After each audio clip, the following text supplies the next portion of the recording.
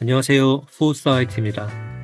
얼마 전에 영국에서 정권이 교체되어서 제가 영국의 총선 시스템과 의회에서 입법 과정에 대해서 간단히 설명해 드린 바 있는데요.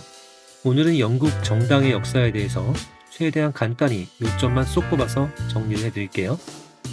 현재 영국의 중앙의회, UK 파ර්라멘트에서 현실적으로 단독 집권이 가능한 정당은 두 개만 존재합니다. 얼마 전 총선에서 압승을 거두고 정권 교체에 성공한 노동당, 레이버 파티가 그중 하나고요. 영국식 철자에 주의하세요. 반드시 U를 써줘야 합니다. 고유명사거든요. 또 다른 정당은 보수당, 컨서버티브 파티입니다. 이 두 정당의 양당 체제가 시작된 건 1차 대전이 끝난 이후라고 볼 수 있고요. 그 전에는 노동당이 아닌 자유당, 리버럴 파티가 보수당과 라이벌 관계였어요. 지금까지도 이름만 약간 바뀌어서 자유민주당, Liberal Democrats, 줄여서 립댐로서 유지되고 있긴 한데 세력이 급격히 축소되어 단독 집권하기엔 힘이 모자라요. 이 세 정당이 영국 런던의 웨스트민스터에 있는 중앙의회 즉 파르라멘트의 평민원 또는 하원 하우스 오브 커먼스의 의석 대다수를 차지하는 주요 정당이죠. 최근에는 스코틀랜드 독립이 이슈가 되면서 스코티시 내셔널 파티가 득세하여 립댐을 압도하기도 했었는데 이번 총선에선 다시 주춤했나 봅니다. 영국 총선에서는 비례대표자가 없는 단순소 선거구제 즉 First Past the Post 기둥까지 달리기 시합을 한 후 1등만 그 지역구 의원으로 뽑힌다 이런 뜻이에요. 를 유지하고 있기 때문에 군소 정당이 의석을 차지하기란 매우 어려워요. 웨일스나 북아일랜드 유권자를 대변하는 정당들이 나머지 소수 의석을 나눠서 차지하고 있을 뿐 강경 우파나 강경 좌파 또는 환경 정당처럼 정치 기반이 약한 세력은 중앙의회에 발을 들여놓기 힘듭니다. 영국의 총선은 다양한 사람들의 다양한 이해관계를 대변하는 사람들을 뽑는 게 아니라 똘똘 뭉쳐서 강력한 정부를 구성한 후 국정을 효율적으로 운영할 집단을 뽑는 게 목적입니다. 혹시 이들이 제대로 일을 못하면 다음번 총선 때 몰아내고 다른 편을 들여놓으면 그만이죠. 그게 영국 정치에서 유권자가 행사하는 주권의 핵심입니다. 문제가 있으면 선거를 통해 승부를 가리고 이기면 완전 지들 맘대로 해요. 합법적으로 쟁취한 권력이니까요. 여야 합의 그딴 거 없습니다. 그럴 거면 선거를 왜 하니? 이게 영국식입니다. 깔끔하죠? 우리는 역사 맥락과 정치 문화가 달라서 이렇게는 잘 안 되죠.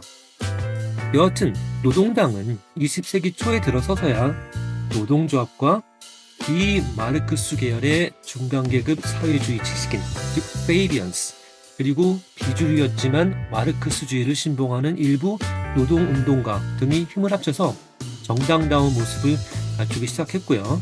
1차 대전 이후 1928년에 도입된 남녀 보통선거권에 큰 힘을 입어서 자유당을 위축시키고 보수당의 라이벌로 성장을 한 거고요.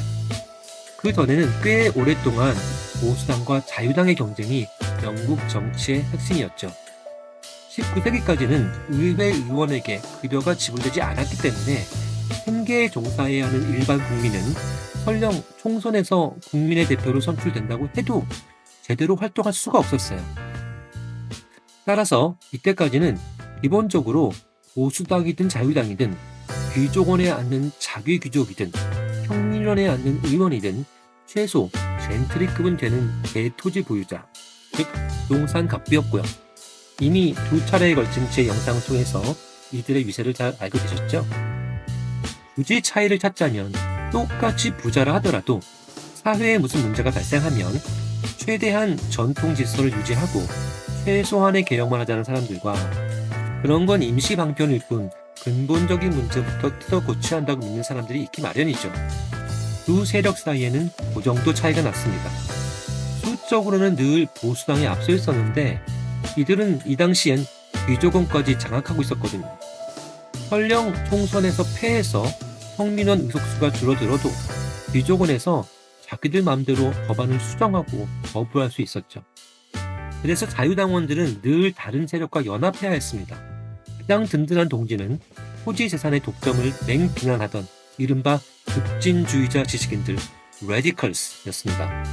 또 때로는 1801년에 영국과 합병된 후 꾸준히 자치를 요구했던 아일랜드 지역구 출신 의원들과 힘을 합치기도 했고, 노동자 대중이 인구 대다수를 차지하게 되었던 신생 도시선거구에서는 노동조합 대표의 당선을 도운 후 원내에서 힘을 합치기도 했습니다.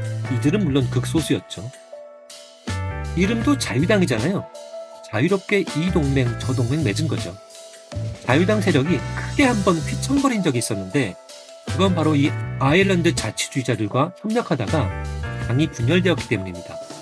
이때 상당수의 지주 출신 자유당 의원과 급진주의자 일부가 아일랜드 자치 당론에 반대해 탈당해버린 후 이른바 연합당 유니어니스트 파티를 만듭니다. 아일랜드와 그레이트 브리튼 섬 사이의 유니언을 강조한 거죠. 이들이 결국 보수당과 합치면서 보수당의 공식 이름은 오늘날까지 The Conservative and Unionist Party로 남게 되었습니다. 현재는 노선 아일랜드만 영국의 일부이므로 그 지역과의 통합을 중시하는 정당이라고 보면 되겠죠.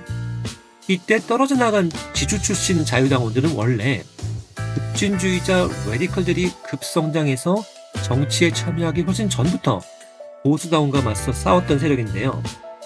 이들을 각각 토리와 위그라고 불렀습니다. 토리는 지금도 영국 및 영연방 국가에서 보수당을 지칭하는 별명으로 사용돼요. 원래 이 명칭은 세월을 더 거슬러 올라가서 1688년에 영해혁명 직전에 가톨릭 성향의 국왕들이 이미 대부분 잉글랜드 국교회라는 프로테스탄트 기독교를 개종한 신하들과 사사건건 마찰을 빚으면서 아무리 그래도 우리의 국왕이신데 하면서 왕의 편을 들었던 이른바 왕당파 또는 궁정당, 코어트 파티와 이 나라는 왕 개인이 아니라 식민 전체의 소유라고 주장하던 의회파 또는 나라당, 즉 컨트리 파티로 나뉜 것에 기원해요. 예전엔 이 컨트리 파티를 지방당이라고 번역하기도 했는데 이게 그런 식의 지역 개념은 아니라는 게 최근의 정설이고요. 여하튼 이들이 이런 호칭으로 불렸던 시기는 올리버 크로맨에게 붙잡혀 치욕스럽게 참수형을 당한 찰스 1세 때 이야기고요. 잠깐의 공화정 시기를 거친 후 국교의 망명 생활에서 영국으로 돌아온 찰스 1세의 두 아들 찰스 2세와 제임스 2세가 또다시 가톨릭에 집착하면서 말썽을 부려 결국 1688년에 영예혁명으로 쫓겨나게 되는 그 과정 중에 궁정당은 토리라는 별명을 얻게 되어 보수당으로 발전하게 되고, 나라당은 위그라는 별명을 얻은 후 레디컬스와 연합해 자유당을 발전시키게 되는 겁니다. 근데 이 별명은 원래 서로를 비하하는 거였어요. 토리든 위그든 이 당시엔 상당수가 처치 오브 잉글랜드를 잇는 이른바 앵글리칸스였고요. 시간이 지나면서 위그의 상당수는 잉글랜드 국교회를 따르지 않는 장로교나 감리교 같은 다른 종파의 프로테스탄트, 즉 비국교 기독교도, 줄여서 비국교도, 즉 non-conformist들의 비율이 높아지긴 하는데, 여하튼 이들 대부분은 가톨릭이 아니라 프로테스탄트였어요. 그런데 가톨릭을 고집하는 국왕을 감싸고 도는 궁정당은 나라당의 입장에서 볼 때는 가톨릭 교도가 대다수인 아일랜드 시골의 도적대와 다를 바 없다고 해서 그런 뜻으로 토리라는 치욕적인 별명으로 부른 거고요. 이에 대응해서 토리는 나라당에 대해 그럼 너희는 잉글랜드 국교에도 따르지 않고 국왕 말도 잘 듣지 않는 스코틀랜드 장로교도들로 구성된 소몰이꾼이다 라고 맞받아치면서 위그라는 별명을 붙여준 거예요. 서로 비아냥대는 용어인데 치고받고 싸우다 보니 그래 우린 바보다, 너희는 멍충이지, 뭐 이런 식으로 전개되어 별명이 굳어져 버린 셈이죠. 우리로 치면 여야가 스스로를 우리는 수국골통당, 우리는 종북 좌파당, 뭐 이런 식으로 부르는 것과 비슷하다고는 할까요? 여하튼 영예혁명은 이 소머리 위그들의 작품이어서 한동안 전국을 주도했지만 이후 힘을 회복한 전통 대지주 도적대 토리들이 더 오랫동안 오늘날까지도 정치 무대를 장악하고 있죠. 영국의 보수당, 도둑놈 출신일지를 몰라도 아주 오래오래 장수하는 도둑님들입니다.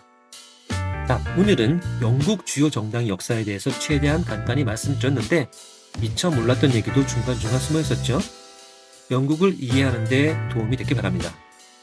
영국에 관련된 흥미로운 이야기를 앞으로도 계속 해드릴게요. 감사합니다. 저는 포사이트였습니다.